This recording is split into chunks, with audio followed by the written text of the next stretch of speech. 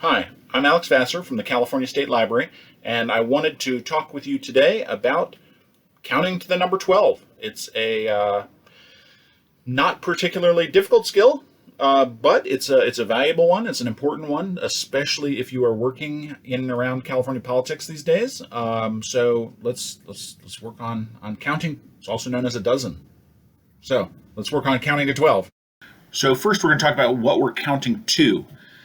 And that can be found in the California State Constitution, Article 4, Section 2A4, which starts with the sentence, during her or his lifetime, a person may serve no more than 12 years in the Senate, the Assembly, or both, in any combination of terms. And what's most important here, most important words are may serve no more than 12 years. So just going with that, it's fine to serve 8 years, it's fine to serve 10 years, it's fine to serve 12 years. It's fine to serve 11.9 years, but you cannot serve 12.1 years or 12.01 years because that would be more than 12 years.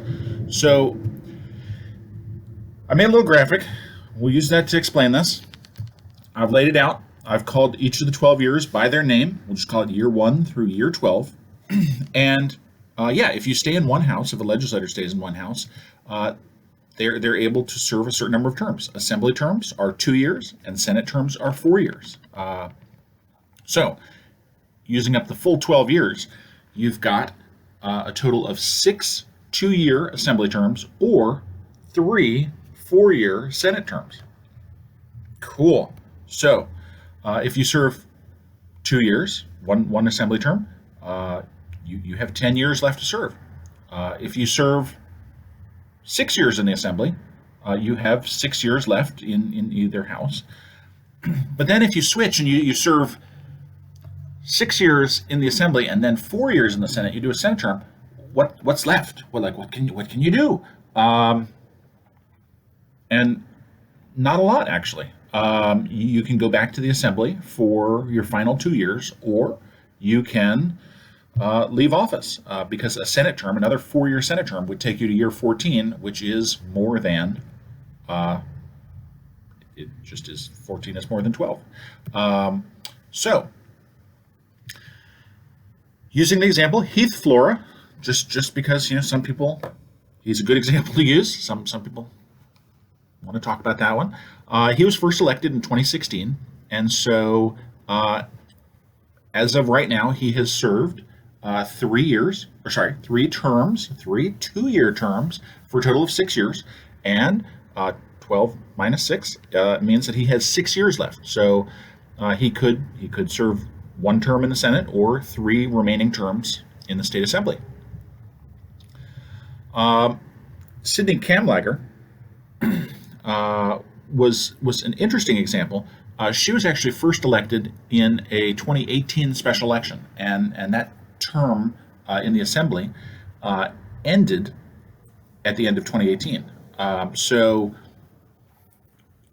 because you can't go past 12, effectively serving the 6 months or so that she did of 2018, it counts as a full year, and not just that, but it counts as a full assembly term, because you can't serve another 12 years after you've served a couple months. That would take you past 12 years. So she served the rest of 2018, and then she served a term in the assembly, and that meant that she had 4 terms left in the assembly. But something happened. She was elected to the Senate in 2021, and that term will end at the end of 2022. And so she's kind of getting an unfortunate effect of this on both ends, because she has that partial assembly term that cut off about a year of her service on one end, and then she has, if she was going to go for it, which it sounds like she's not, she would have another 4 years, and then she would be out at the end of 2026, leaving her 2 years at the end of that she didn't do. And so she would effectively be missing about 3.5 years out of her 12 years that she's not able to serve because of how this works. Another example, Josh Newman, So he was first elected in 2016, and he served until he was recalled part of the way through 2018.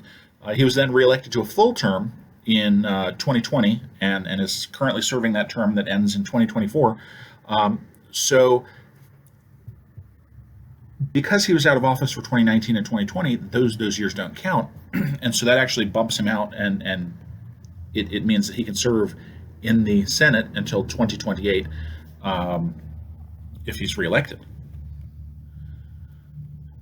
Another example, this is one of my favorites, is Vanessa Delgado. She was elected to a very, very short partial term, just a little over 100 days in 2018, but she was not elected to the full term. And so one of the things that came up was there was discussion about, well, so if she had been successful running for a full term in 2018, what would she have been able to do? And that is, she would have been able to serve 2 more 4-year terms because, again, the 100 and I think it was about 120 days, 117 days that she served out of that term that ended in 2018. If she served 4 years plus 118 days, 119 days, that's more than 12 years. And so, in terms of Senate service, she would be losing 4 years because of that partial term.